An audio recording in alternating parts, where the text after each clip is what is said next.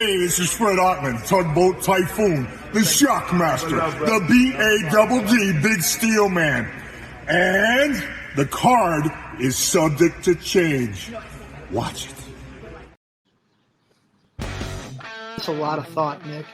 And I want to run it by you. Sure. I think the surefire first ballot Hall of Famer, Mantar. Everything has a more real sports feel, and it gets you invested that much more. The dude's teeth aren't probably as big either. It gives it more of a big fight feel. It makes it feel more real. If that glass shatters, I won't be ashamed. There will be happy man tears streaming down my face. Just the goosebumps will be bumped out. I'll hold my arm out like The Rock so you can see my goosebumps.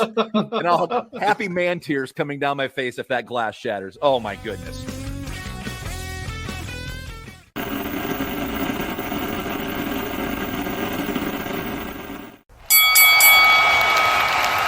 And now, your hosts of the Card Subject to Change podcast, the For Frequency's Sake Tag Team Champions of the World, the Wizard CZ, and never wrong, Nick Bull.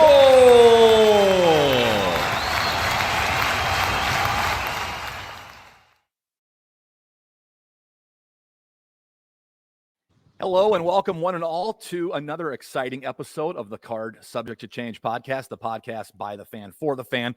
We are powered by Low Pies Pizza, built by Durham Remodeling, colored by Ryan Allison Tattoo, and protected by Jared Zook of Country Financial. Hello, that was a mouthful there. Welcome into the show, everybody. We got an exciting one here for you today. I am your host, never wrong, Nick Bull. I'd be remiss if I did not mention my tag team partner, my co-champ of the For Frequency's Sake Network. Wiz, how you doing, bud? Man, I have been excited for this episode since I booked it a few months ago. We have a man who has been a champion in ZOA, 01, FLW, Destination, just to name a few. He is the current reigning, defending DreamWAVE World Champion, having held that title, according to CageMatch.net, for 464 days during this title reign.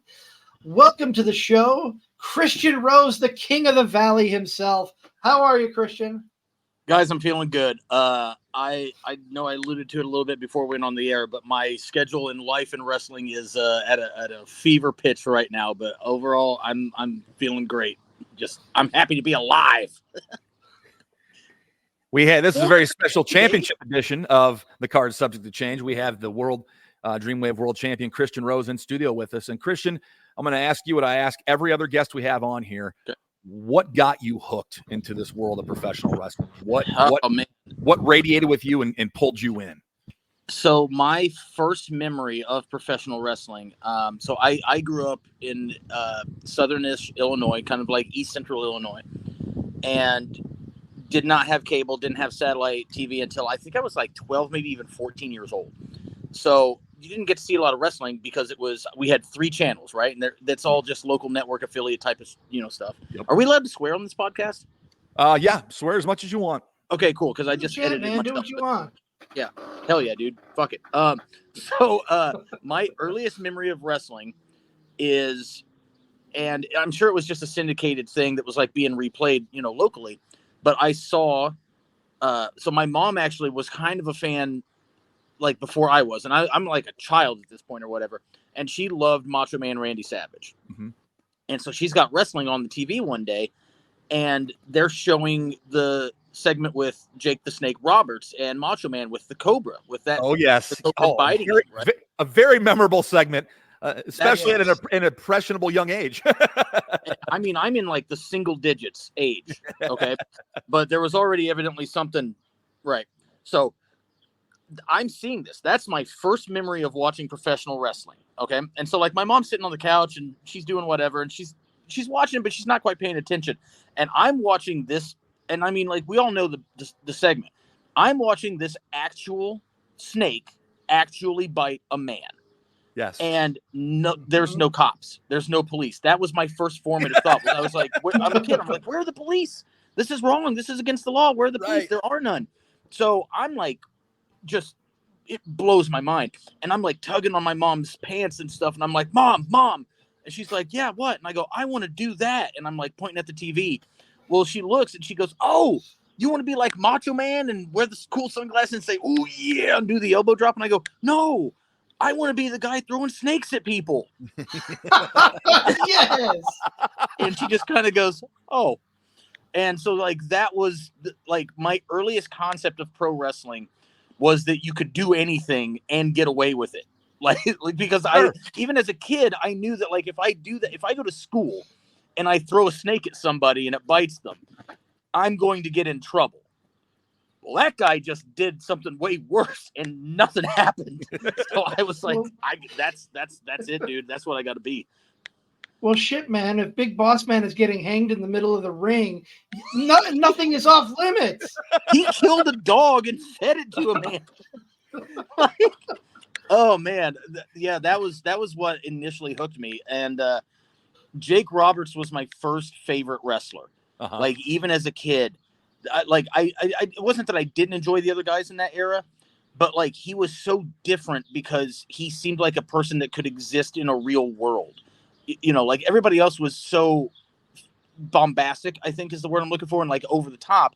And like, I couldn't, as a child, imagine seeing Hulk Hogan in real life. I couldn't imagine seeing The Undertaker or Sid Vicious because they're like enormous. Yep. You know, they looked like gigantic action figures, and they were just yelling all the time, which is all fine and good. I'm not saying I didn't, enjoy that, but I just loved how Jake Roberts felt like a person that you could see somewhere. Like, I could not imagine as a child Hulk Hogan in a restaurant. Hang on, sorry, somebody's driving by. I'm sitting out on my porch. I couldn't imagine Hulk Hogan in a restaurant, but I could imagine Jake Roberts just doing stuff and then going out and being this like just evil, manipulative type of person. I loved the way that he talked. I loved his promos because he wasn't yelling. He was just, I was just, oh man, I just in love with the guy. That was what hooked me. You're stirring up great memories for me because my dad's favorite wrestler when I got into it and got into wrestling was Jake the Snake Roberts. And you're right. Wrestling, I believe, is better when it's more believable. Mm-hmm. And he brought the believability factor to it, in my opinion. He's a guy you could see walking down the road. You're not going to see these other oiled up men walking down the road. Right. He looked like a normal person. I mean, that's what kind of always drugged me to Jake. And you're right. He didn't shout in his promos. He was very calculated and very quiet. And do you remember when he got the arrogance, the Rick Martel perfume in his eye and had that white contact? Like, how freaking cool was that? It was so badass. So fucking cool. Like, I fell out of wrestling for a while once I got into like grade school because some asshole kid that I was in class with like shattered my mind and was like, yeah, it's not real. Well, I couldn't understand that because I was like, no, dude, I saw that snake bite. Right. But then like he, this kind of like broke me. So I got out of it for several years when I was a kid. So there was a lot of that era that I didn't see. And I've had to like go back and retroactively look, watch and study and whatnot. And I didn't get back into it until about the Attitude Era. And my dad got remarried, so I had a stepbrother. Well, this is when like wrestling's at like the most popular it had ever been. Yep. And he wanted to watch wrestling one night, and I was still like bitter. I was still like burned by like, oh man, it's not real, And he literally goes, yeah, I know it's not real. I don't care. Well, I didn't know that you could have that mindset. I thought you had to think it was real in order to enjoy it. And I was like, wait, what? And he's like, yeah, people know. Nobody cares. The Rock is awesome. Steve Austin's badass. And I was like, oh. And then after that, hooked 1,000,000%. Never stopped. Like, you know what I mean? It was just like I had that several years in the 90s that I wasn't watching. And then once I realized that you were allowed to have that train of thought, I was like, I'm all in. And you haven't looked back? No, not once. I want to ask you a question, Christian. You talked about that time that you missed being away in like the early 90s, and you have to retroactively go back and watch. What's some of your favorite stuff to go back and watch of the stuff that you missed? Of the stuff that I missed, I do enjoy watching Scott Hall. Most anything that he did, I very much enjoy. I enjoy watching Kurt Hennig a lot. Yep. I think that watching young Steve Austin is fascinating to me because we know Steve Austin, right? Right. Young Steve Austin is a completely it's not even similar. Like, it's hard for me to believe that it's the same human being. I know what you mean. I love that. There's stuff that I don't get into because I wasn't watching it, at that time period. But like now, it's like, I understand it if you were a kid, whatever.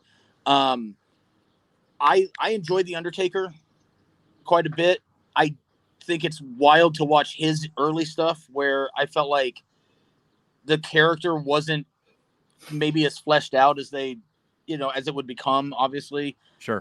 That's always interesting to me. I also really enjoy watching old Barry Windham because I wasn't watching WCW at all. I didn't watch WCW until, the Attitude Era, like into the 90s and whatnot. Okay. But Steamboat's another guy that I really love watching.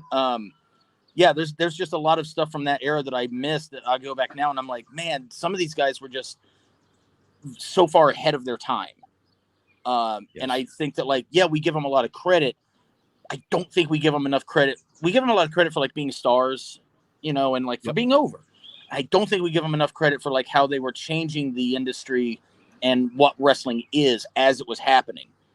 Rick Rude. Rick Rude's a guy that you could study all day. He was just a master of everything.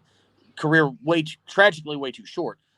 But at the time, it was just, I think, as I understand it, it was just, Rick Rude's awesome. I don't think people realize how awesome he was. He was one of the first. He was one of the first heels I was ever drawn to because he talked cool when he got on the mic. He was cool.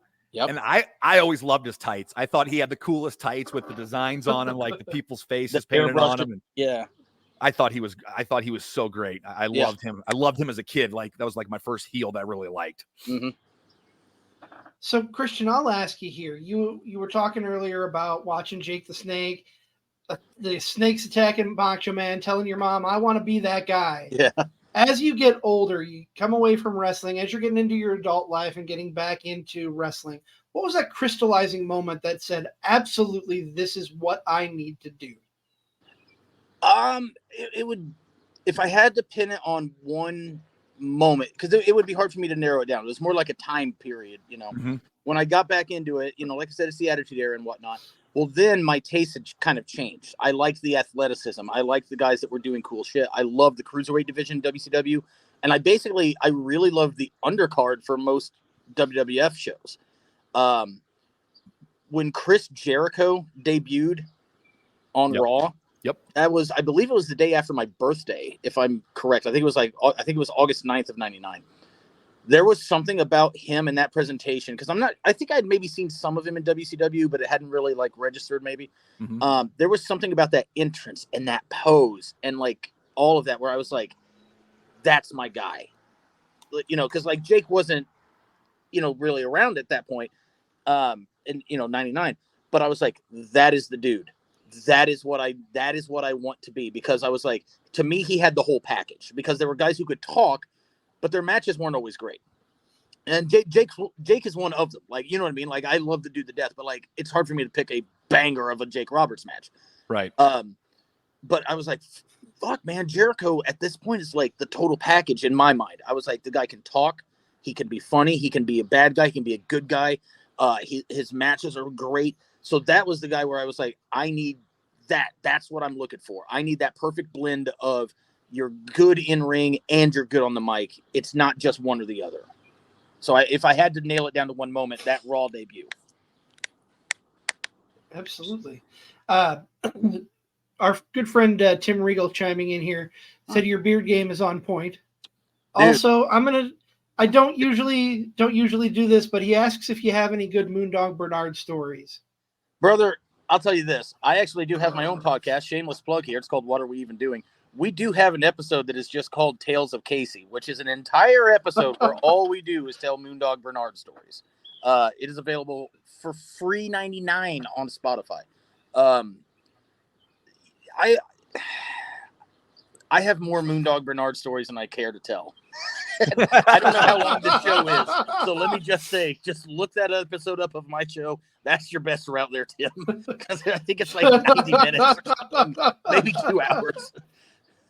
Plug I your love- plug your podcast again. I want to hear Yeah. the name of it and talk about your podcast a little bit and what you guys do on that show. Okay, so it's called What Are We Even Doing? Me and young Damian Deschain, who's one of my students, fellow member of those damn Coyotes, Yes, sir. all the way back in 2020, things were kind of boring. I don't know if you guys remember that or not, but Yeah. He was a student of mine, a very good friend, a dear friend, even still, obviously, cohort, compatriot, whatever you want to call it. And we had just talked about, like, man, all the shit that we talk about when we're in the car, if only we could, like, share this with other people. Because he was very young and new coming up in wrestling. And I'm like, dog, I've done some shit. So, we started the podcast, and we deviate from it sometimes, like just for like fun bonus episodes and stuff. We do have a Patreon too, by the way. But the general gist of the show is that we will pick a wrestling show. It might be a pay-per-view, it might be an episode of television, something, and we watch it separately. We don't watch these things together, and then we compare notes and we review the shows. Okay. And whatnot. And sometimes we do like live watch-alongs. We do bonus episodes where we just talk about movies and entertainment in general. But that's the core crux of the show. Okay. Is that we'll pick a random thing and we'll watch it. Sometimes it gets heated, because I've got my preferences, he's got his. It's great. Sure. It makes for the good banter. But yeah, that we started it just all the way back in 2020 because I don't know if you guys remember, but that was a weird year. Very, very much so. Yeah. So, and we're still going. I think we're planning on doing a little bit of a watch along later tonight. They don't know what it is. I told them, I was like, I'm going to have Deschain, I'm going to have Connor on the show as well as my lovely girlfriend, Meg. And I was like, I'm going to blindfold all y'all and set you down in the living room and have the button ready to hit play. And then you can see what we're watching. Because otherwise you won't come over. It's going to be bad. Oh no. We're joined here by Kristen Rose on the Card Subject to Change podcast, the podcast by the fan for the fan. And you're the current DreamWAVE champion. I believe 464 days is this reign. This is your third reign having that title. What's different from the other 2 reigns from this reign? What's different about this one? Well, one, I'm old. 2, the DreamWAVE, like the business model is different now. Way back when, like those first 2 runs, DreamWAVE was a monthly show, and we had a lot of, like, I will always, always, always be forever indebted to DreamWAVE Pro Wrestling and Jay Repsol, because like any name value that I have on the independent scene in the Midwest is because of that place. And he gave me an opportunity, and I hit it, nailed it. And then he gave me another one and I nailed it, and so on and so forth. So like, I will never say otherwise. Like, that place absolutely made me, and not that I wasn't working elsewhere, not that I'm not like appreciative of the opportunities I've gotten elsewhere. 'Cause I've done some really weird, awesome shit in wrestling. Like the checklist of things that I can pull out of my back pocket that I've done is genuinely insane. But those first 2 runs for DreamWAVE, I remember when I first started working there, and things really clicked for me pretty easy, like early on. And it was mainly because I could talk. And as you can imagine, the trick is getting me to shut up. But like, I could talk, and I was wrestling a different style than what the guys were at the time. So that helped. And I remember at first I was like, I want to be DreamWAVE champion. That's it. That is the end all be all for me. And I got it. And everything was a great run. I was so happy. I was doing the undefeated thing. That's a whole nother story in itself. The second run, I think people forget about, but I was like, it was short, but it was good. And my last match for that belt was with Mustafa Ali. And then DreamWAVE shut down. So, because like, you have people running the show and they're doing it monthly. That's a lot of work. Yeah. And it's really hard to maintain your audience and whatnot. So then that's that, that's the end of the world, brother. But so this current run, with DreamWAVE only doing a show every 2 months, I actually think it's a lot better. You don't burn out your audience as much. The shows seem more special. You can really load it up on the talent, oh man, it's nuts. The water's getting deep. And I mean, I don't know how far behind the scenes you guys get on the show or whatnot, but this run that I'm on right now really was never the plan. This is really just kind of an accident. And that was kind of the weird parallel with my first run in DreamWAVE and the whole undefeated thing. That was all very much just an accident that just got over with the audience. So then it was like, okay, well, the crowd's responding. Let's lean into it. Let's go with it. But I think that like now I'm a much smarter wrestler than I was then. I think that my work in ring is not as, I don't want to say it's not as action-packed because I was young and I was dumb back then. Just like I'll watch some of my old matches back and I'm like, oh, that's why it's hard to get out of bed. But like I'm just smarter about stuff. I know more about like pacing and structure and match psychology now than I did back then. So I'm having different matches, but I still think I'm having very good matches. Patting myself on the back there, Barry Horowitz style. Absolutely. For sure. And like I said, the schedule is just much better. And like the relationship I have with Jay is much different too, because like back then, man, I was mad all the time. I was full of piss and vinegar. And I was like, no, it's got to be this way. It has to be exactly this. It's got to be perfect. It's got to be this, or else everything is awful. And now it's just a much more, anything you need, I can make it work. Oh shit, John Morrison isn't going to be here until 2 minutes before the match. It's all good, dude. I got it. But back then, Tom would have been like, Christian, let me ask you, in this current run, and you don't have to narrow it down to just one, but is there a favorite opponent that you've had in this current run as champion? I very rarely rewatch my own stuff because I get mad when I do, because I'm like, man, this, that, and the other, this should have been later, that should have been earlier, whatever. But I did last weekend go back and rewatch a couple of things. My match with Jason Hades from last summer at DreamWAVE, I think it was in October, maybe. It was the show where we had Bret Hart in. I love that match. And I went October 14th, brother. Right here on the wall. Right here on the wall. Got it.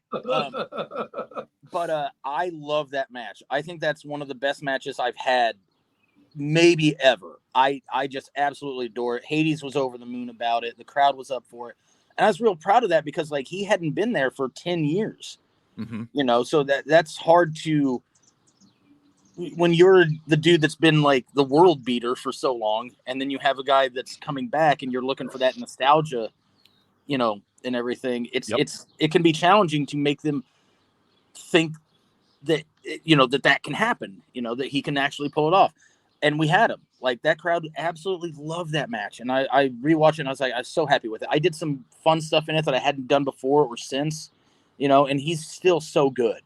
But I think of this current run, I really love that match. It was a bloodbath, but I love the match with Hartenbauer back in December. Good as gold, correct? Did not like getting blood off of my white gear. But there was a lot of blood that night. Boy, howdy. But yeah, like it's also funny too, because like I've had like not a whole lot of like repeat, not a whole lot of rematches or everything. It's very much like, here's the thing, okay, that's done, on to the next one. But that match with Hades, I think, really sticks out for me. It's just something that, like, for me, that's what if I had to show somebody that had never seen me and didn't know anything about me, but they knew about pro wrestling, I would want to show them that match. Okay. All right. Well, gentlemen, we're about 25 minutes in. I know we don't like going much longer than an hour if we don't have to, so let's take a quick timeout, pay our dues to our sponsors. We got a lot more to talk about with Christian Rose, but we'll take a quick break. On the other side of the break, we'll also have our moment of focus. We'll be right back.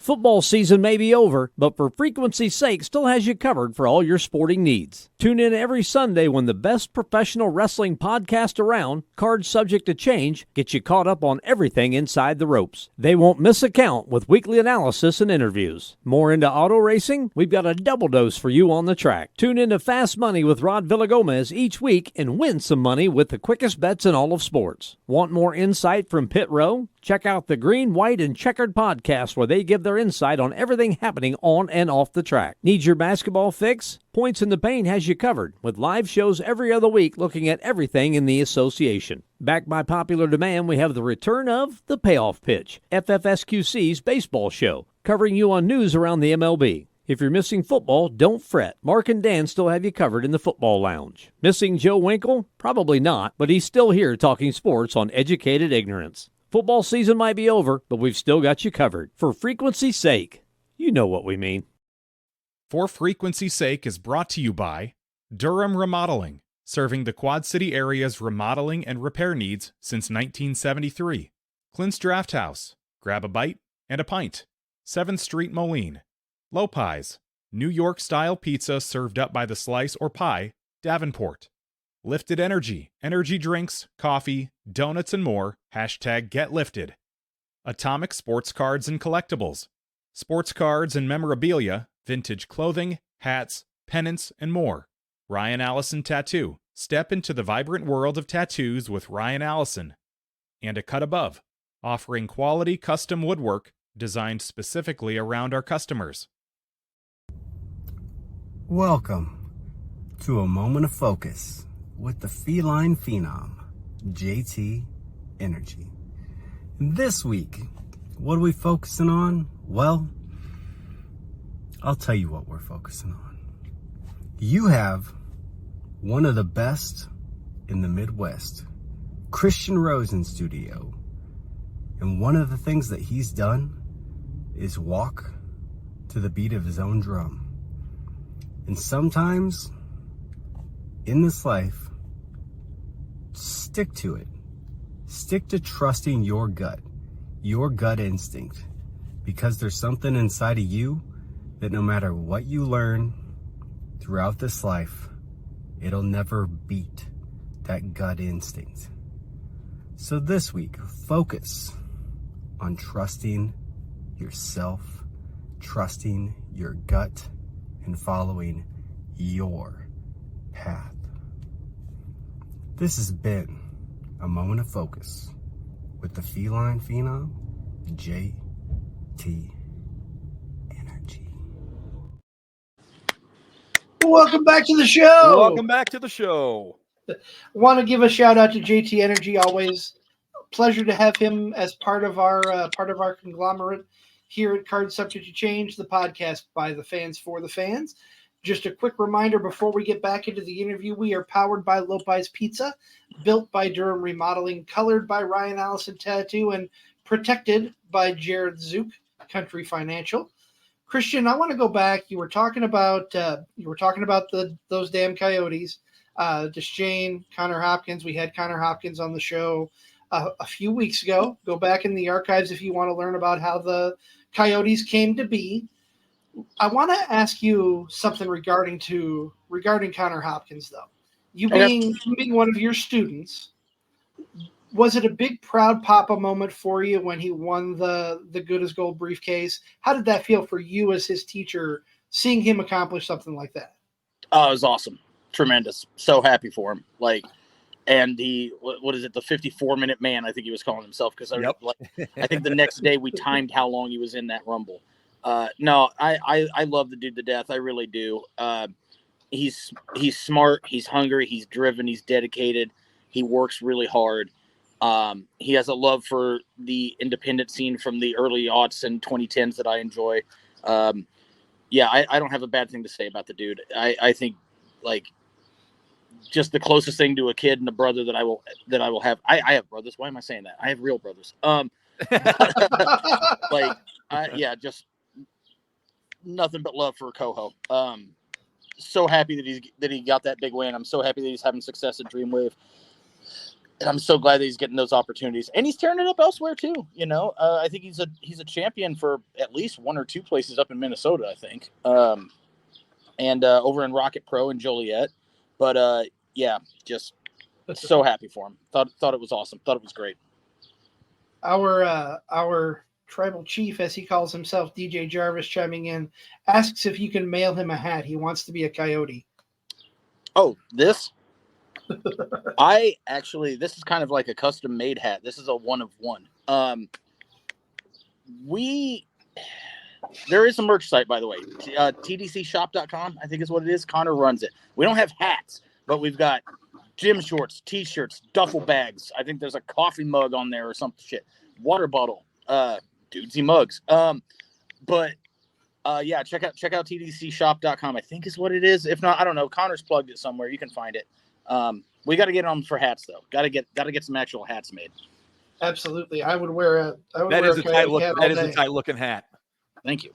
I want to be a coyote thing. It's funny because like anytime that the idea of like adding people to the group gets brought up, two or the other three guys will pitch it, and immediately, no matter who it is, I just say no.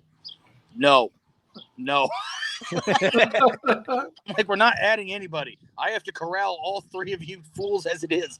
I can't take on anymore. You're going to be the anti-NWO. You're not going to have 30 members. Oh, man. That thing jumped the shark hard. What member of the NWO did it jump the shark? ThoseDamnCoyotes.com. I'm sorry. Say that again. Say that again. ThoseDamnCoyotes.com. ThoseDamnCoyotes.com for the merch. That's where you get your merch at, guys. I was going to ask you what NWO member, by them being added, made them jump the shark. What was the member added that broke the? I want to say Virgil, because I mean R.I.P. and everything, but maybe the worst wrestler of all time, and that covers a lot of ground, brother. I mean, you don't want to speak ill of the dead, but it's hard not to. Virgil is not a good addition to the NWO. Who else? Conan. What are we doing? What are we even doing? NWO? There was at one point, I remember there was one episode of Nitro, I think, where the NWO arrives, and it's two limos, and seemingly it felt like a Simpsons gag where people are just getting out of the limos, and they keep getting out, and they keep getting out, and they keep getting out, and I'm like, there's 80 people. What? Why is it anything but just NWO Nitro or something? There's nobody like, oh God. It's funny you bring up Nitro. There's a lot of bad stuff on Nitro there towards the end, but there was also some good stuff too. There's some good underrated bangers to go back and check out on. Even anything with the Young Dragons and 3 Count towards those dying days. Those guys were always tearing it up and like trying to. Yes, that was the other thing. They were actually putting in effort. Anything with Malenko, anything with Benoit, anything with Eddie, anything with Booker T. Actually, yeah, Booker T was always tearing it up, especially towards the end. Yeah, there was a lot of good stuff there, but man, you had to wade through some mud to get to it. Yes, you did. Yes, you did. Christian, I want to throw back again. I want to take another throwback to our episode with Connor Hopkins. You said something that I found very interesting, and I wanted to make sure we brought it up today with you here in the studio. You said every wrestler should find their spirit animal. I want you to elaborate that on why you think that is a crucial thing for them to do. So I think, all right, I got to lean forward. I got to adjust my seating position here. I think that the best thing about professional wrestling is the creative aspect of it. That's the biggest thing that I've always loved. It's not that I don't appreciate athleticism or anything like that, because I truly do. But the creative aspect of what pro wrestling is, I think is incredible. And I don't think people open their mind enough to what the creative aspect of wrestling can be. So when I say about like a spirit animal thing, the origin, so to speak, of like those damn coyotes / Christian Rose, Old Evil, Bad Coyote, was, if you can imagine, I was getting into some cans and I had the thought of, if the Christian Rose character was an animal, what would he be? And I was thinking about it for like hours and hours and hours. And then I realized, he would be a coyote. because like I'm tall, but I'm not like the biggest guy in the world. I'm not the strongest guy in the world. I'm not fastest. I'm not the most athletic at all. You know, I can't do a moonsault. But I'm very smart in ring. I'm very mean in the ring. I'm big on if there's an opportunity, you know, in my matches to take it. And to me, that's what a coyote is that they're not, you know, specifically intimidating. They're not, you know, huge. They're not fast, but they survive and they find a way to make things work for them. And I think that like more wrestlers need to think about things like that. Like, what would your wrestling character be if it was an animal? And what would your wrestling character be if it was a movie star or a movie character? You know, like years and years ago, I was trying to draw inspiration from different movies. And I remember when I was doing the Bitter Lunatic thing, I was big on Captain Jack Sparrow. I love the way that character, like, he would, like, move, where he's like, well, hold on. Yeah, mate. And he was moving as if he was on a boat all the time, even when he wasn't. And you can tell, like, okay, there's something about that guy that is clearly damaged, but you can't quite tell what it is. And, you know, I loved that aspect of that character, and I would kind of blend that into my promos back then, where I was always trying to, like, rock and move a little bit as if, like, I'm not on solid ground. And I think that, like, people don't, and maybe it's not that they don't, but maybe it's that they don't do it enough. I don't think that they delve into the creative aspect of, like, who you are as a professional wrestler, what you are as a professional wrestler. Like, you know, again, what would you be as an animal? What would you be as a pop culture symbol? What would you be as an actor? What would you be as a movie character? Like, you know, find a way to connect these things into that, because ultimately it's all entertainment. You buy a ticket to see a show, right? So that's what the spirit animal thing was. And I also go back to, there was an interview that Randy Orton did ages and ages ago when he was talking about when he started doing the Viper thing, when he had like the shaved head and he was moving comically slow on his entrance. He said that he actually, for that, watched the raptors in the first Jurassic Park movie because he's the Viper. Well, that's a biped that is reptilian. So that was the closest thing that he could get to how to study something for that body language and those movements. Sure. And if you go back specifically, like probably like 2009, and you watch the Randy Orton and you think, oh, he's just doing the raptors specifically from the first Jurassic Park movie, you'll never not see it. It's blatantly there, but you don't know it's there until you know it's there. Okay. For sure. So spirit animals, coyote, that's what you relate yourself to. And then throw it in with those damn coyotes, and you got something really big and rocking and rolling right now in wrestling. Yeah. Talk about those damn coyotes for a little bit. So, like, the group kind of just came together because we were traveling together. And we were doing a tournament show during the pandemic. So, like, you know, no fans or anything. And honestly, we were just kind of like bullshitting in the car on the way there. And we were like, oh man, we should just be a faction. And I was already doing the Old Evil, Bad Coyote thing, which is just my bullshit version of Undertaker's Big Evil Red Devil thing that he had. Spoiler, guys, I'm a thief. So then we started coming up with like, oh man, we should just be coyotes. Like it was just some weird conversation in the car. And then we did it one time at this show with no fans, but like it felt like it fit. So then we started being like, okay, well, what's the roles of the group? And so it became like, okay, well, Rose is the leader because I'm been around, I guess. Connor is the right-hand man.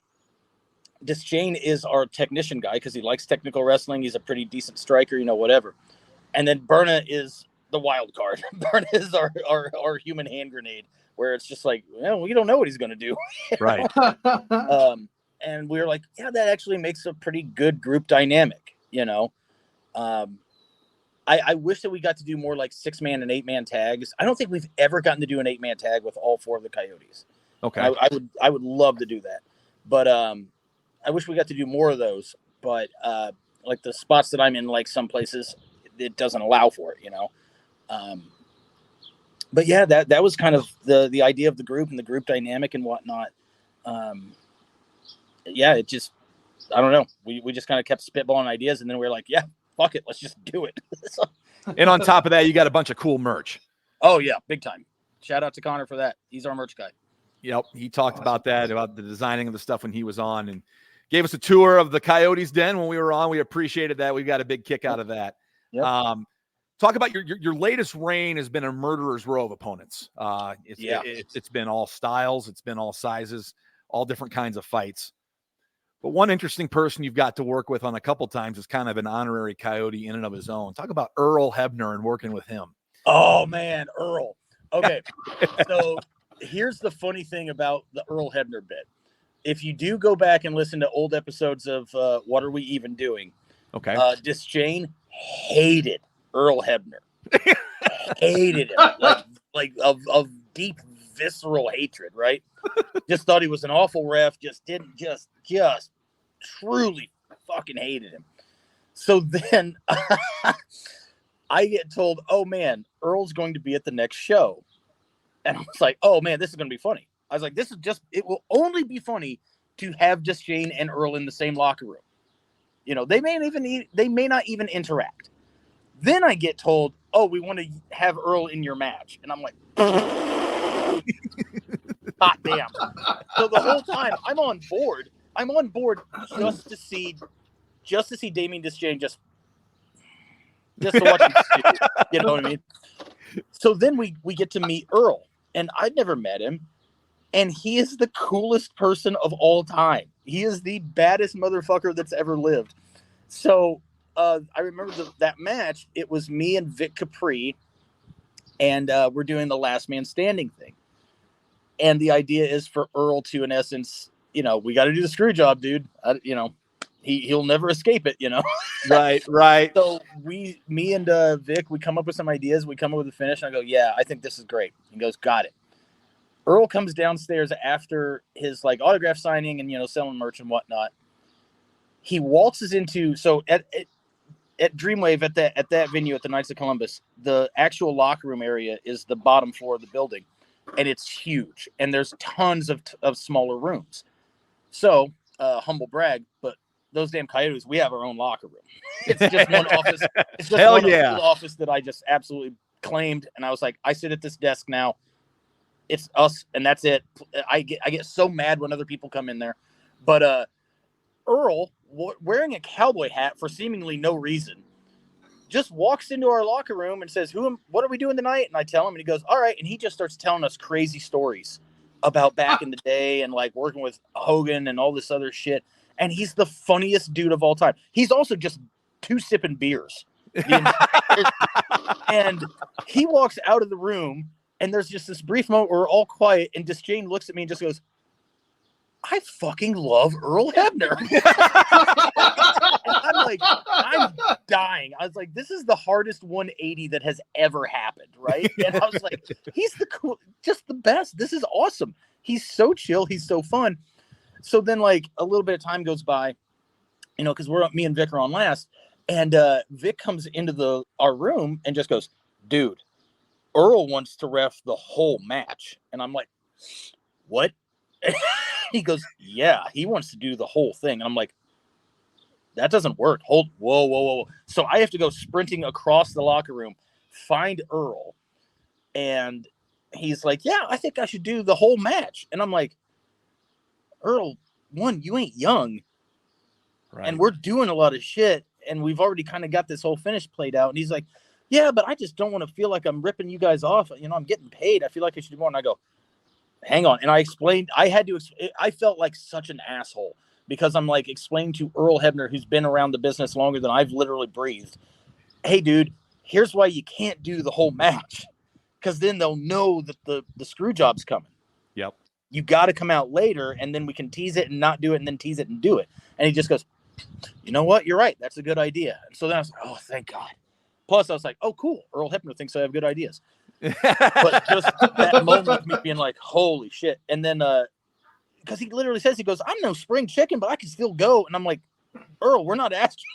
Like, you know, whatever. Like, it was nuts. And then we did the big reveal, and he pulls the ref shirt off. He's got the Coyote shirt on underneath. I loved it. It was so awesome.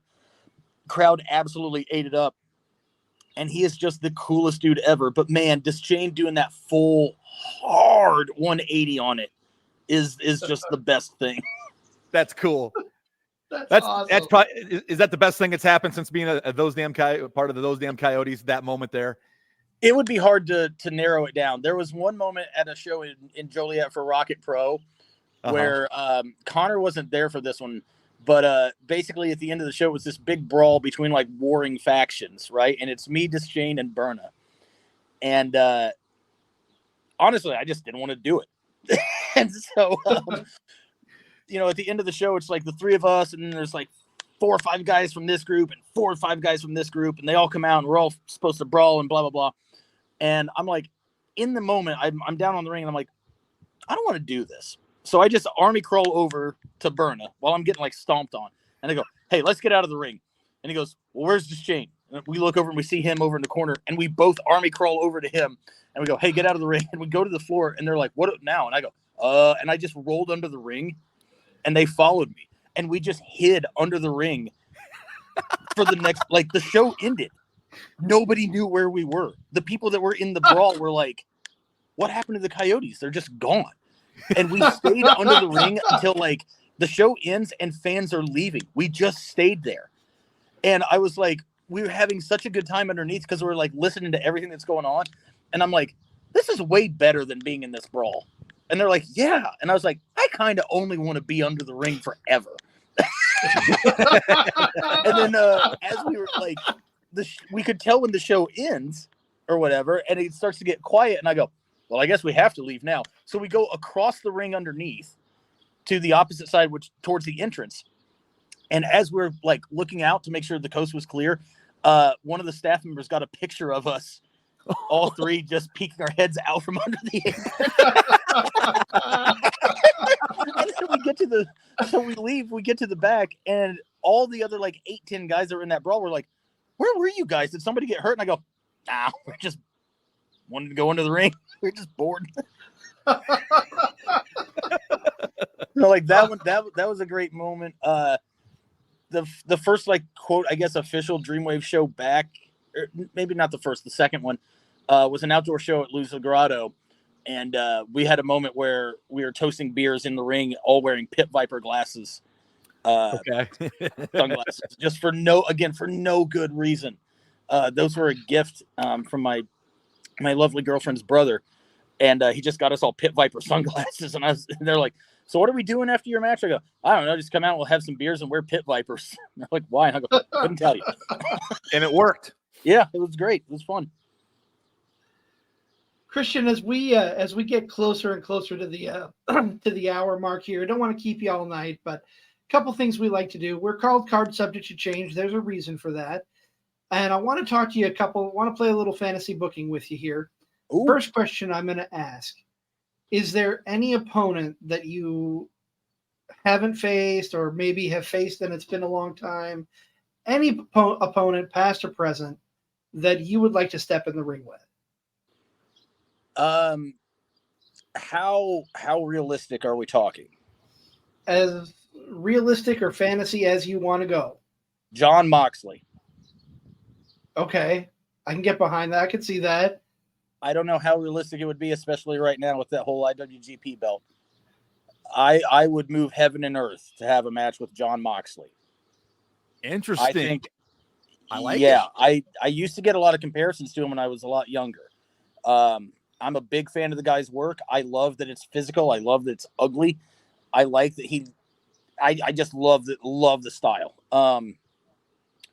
If we're talking like maybe something a little bit more attainable, if I could get my bitch ass friend Matt Cage to come back for one more beating, I would love to whip his ass again. Okay. Man, I will never turn down a match with Vic Capri. I think he's just one of the best. That's a guy that like doesn't get the credit that he deserves, and it almost pisses me off. Like Vic is the definition of a professional. And he's great in the ring. He's given so much of his time, so much of his health, so much of his body. I nothing even close to negative to say about the guy. Yeah, but I guess if we're going like full tilt fantasy, hey J-Rep, if you're listening, get me Mox. I'm sorry, I got another one. Chris Hero. because I have stolen all of his shit. I would love to have a match with Chris Hero. I would be front row for any of those matches if I could make it happen. Yeah. I just got to tell you. Is there any storyline that you could see yourself having fit in to make it better or to just tweak it a little bit that you've watched in wrestling? Oh, like something I've watched where I'm like, oh, I wish I had been part of that. Yeah. Yeah. That's a really good question. Bullet Club. No, obviously, dude. I off the top of my head, it would be hard for me to say. Like most of the time, like I have stories that I like to tell. You know, I like to jazz it up and do different versions of them and everything. I'm not saying that there's not an answer to your question. I'm saying I can't think of it at this exact moment. Too many to narrow down. Too many to narrow down. Too many where I'm like, oh, maybe that was as good as it was going to be. Maybe I would have made it worse. You know. Fair. But man, that's a good one. If I had known that was a question in advance, I might have been able to give you a definitive answer. Well, I'm going to just say this. We want to have you back at some point. So put a pin in that for the next time you're on. Absolutely. Oh man, it should no. We talked about it earlier. Big boss man Al Snow feeding Pepper to. Yeah, I should have been somehow involved in a kennel from hell. Oh my! Oh, I'd be there for that. I may the boss man hanging is just a lasting impression I can't get out of my mind. Anything that gets me into a Punjabi prison match. Oh, okay. Oh man. Oh, what a Duke catastrophe of a concept that was. God. Oh. Our friend DB Broadcasting, Rose versus Hero, book it, Jay. And then he replied, the King of the Valley gets what he wants. Yeah, dude. Well, hold on. That's not true at all, brother. Oh, man. Love you, DB. Good dude. Talk about becoming the King of the Valley, staying there. What's going to keep Christian Rose in that spot? What's going to keep Christian Rose in that spot that you're in? So the King of the Valley thing, basically it was like, okay, we got to like evolve the character a little bit. Like what is it now? Which I'm big on. I like to evolve the character, get set, people know what it is. Then you change it up. Mm-hmm. Then you evolve that character, you get set, people know what it is, and then you change it up again. The King of the Valley thing, I basically was like, okay, I'm very happy with wrestling. I have a very good schedule right now. I'm not making the long drives quite like I used to. Like I'm still down to travel. I'm going to Minnesota next week, stuff like that. But I kind of got the idea actually from a movie that I don't really even care for, The Lord of the Rings, where Smaug should have been my street ball name. The big dragon one, where like his whole thing is he's got his treasure in that cave in that mountain, and he doesn't care to leave there. That's it. He has his gold. He has his location. And the only problem is when people come there and try to take it from him. Then he has to fuck them up. So I was like, I like that as a concept. And I live in the Illinois Valley now. I've lived here for a decade. And I absolutely love this area so much. I'm so happy here. So then I was like, oh, man. I'm going to blur the coyote thing with Smaug. And, it's the King of the Valley where the idea is now like, I'm not a traveling champion. I'm not bringing my championship to you. If you want it, you have to come to me. I like that. You have to fight me on my turf. Yep. Fuck these other places.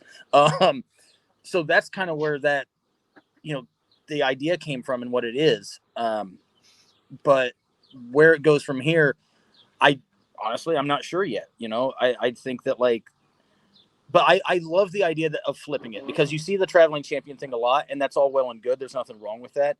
But once I got the idea of no, I'm not going to you. You know what I mean? Like, I'm not sitting in a car for 12 hours each way to defend my title against you. If you want my title, you sit in a car 12 hours each way and you come to me. But because I don't know. I don't know if I've seen it done before. And if I have, not as well. Where it goes from here, I don't know. We're at, what'd you say, 460 some odd days on this run? 464, yes. 464 in this morning. Holy hell. I don't know. Maybe I hit 500. Maybe 600. Who could tell you? I can tell you that collectively with your 3 title reigns, you are 9 days away from 900. 9 days away from 900. Okay. I have to try to remember that. I got to start using Cage Match more often. DreamWAVE posted like some stats about me like a month and a half ago. And I was reading, I was like, I didn't know any of this or whatever it is. Like my win-loss record at DreamWAVE is insane or some shit. And I was like, I had no idea. And it's got to be cool to see that after the fact, because obviously that's not what you're doing it for. You're doing it for a deeper love than that. But to see that stuff is pretty cool. It is, especially because like when I first started wrestling for DreamWAVE, I was driving like a 4.5-ish hour drive each way, usually by myself at first. I was new, so I wasn't making a ton of money, you know. But it was like I was dedicated. You know what I mean? I was like, I'm being given this opportunity. I got found. You know, they saw a promo of mine and knew I could talk, so I got found. And I was like, this place is doing tryout matches, and I got called out of the blue. You know, like a friend of a friend, WWE referee actually, Jason Ayers, was a friend is a friend of mine, and he had my number. And Jay had asked about me because he saw one of my promos. And so Jason Ayers gave Jay my number. So I wake up one day and I've got a message from this strange number that says, "Hi, I run DreamWAVE Wrestling. Would you like to wrestle for us?" And I'm like, yeah, a lot. Yes, please. But yeah, please, anything. What do you need? I'll be there today. But yeah, I would do those drives a lot of times by myself until some of the other guys that I was traveling with got on. You know, and like I said, like at first wasn't making a lot of money, which I get it. I'm new, you know, like that's the way it goes. But yeah, I was just like, no, this is where I got to be. This is what I got to do. Fantastic. Christian, before we wrap things up, tell everybody who might not know where we can find you on social media and where they can see you in the ring in the next couple of weeks and months. Social media. You can find me on Snapchat at Bitter Lunatic because evidently I'm a 15-year-old girl. You can find me on Twitter at WowEd Podcast. That's WAWED Podcast because I'm just running that Twitter now and not even trying to pretend it's for the podcast anymore. But when promotions tag me, they're advertising my show. So, and you can find me on Instagram. I finally got on Instagram because it's 2014 at Wrestling Coyote. I'm on Facebook. Don't add me on Facebook. I kind of just use Facebook to communicate with some people and to peruse Marketplace for cars and four-wheelers and other things that I should not buy but probably will. As far as where you can find me in the next few weeks, this coming Saturday I will be in Minnesota for Pro Wrestling Battleground. You can always find me at St. Louis Anarchy. You can always find me at Rocket Pro in Joliet. Obviously, always at DreamWAVE. I'm doing some shows for Zawa live this summer as well. They've got like a lot of fair shows and summer tour coming up. And I'm like, yeah, I love to sweat. Let's go wrestle at a fair again. I occasionally pop up out in Magnum, out in Omaha. And yeah, I mean, I'm a little bit of everywhere. Those are my usual haunts. Those are my usual bookings. Those are my usual places. Well, I want to speak for my tag team partner, Mr. Never Wrong, Nick Bull, and say it has been an absolute pleasure having you on the show. A lot of fun tonight. Can't wait to come to have round 2 with Christian Rose because I think it's going to be just as fun. And I feel like we've barely scratched the surface talking with you. Yeah, dude. Like I said, the trick is getting me to shut up. Happy to be here. I would love to come back. I could do this all the time. Good. We loved having you, and it was truly an honor to have the DreamWAVE World Champion on the show, telling stories and hanging out with us for an hour. Thank you very much. We appreciate it, bud. Anytime, guys. Happy to be here. Well, that is going to wrap us up for tonight on Card Subject to Change, the podcast by the fans for the fans. Next week, we will have our reactions to the King and Queen of the Ring and Double or Nothing, as that's coming up on Memorial Day weekend. But in the meantime, we are powered by Lopez Pizza, built by Durham Remodeling, colored by Ryan Allison Tattoo, and protected by Jared Zook Country Financial. You've been listening to Cards Subject to Change. Thank you for tuning in, and we'll see you next time.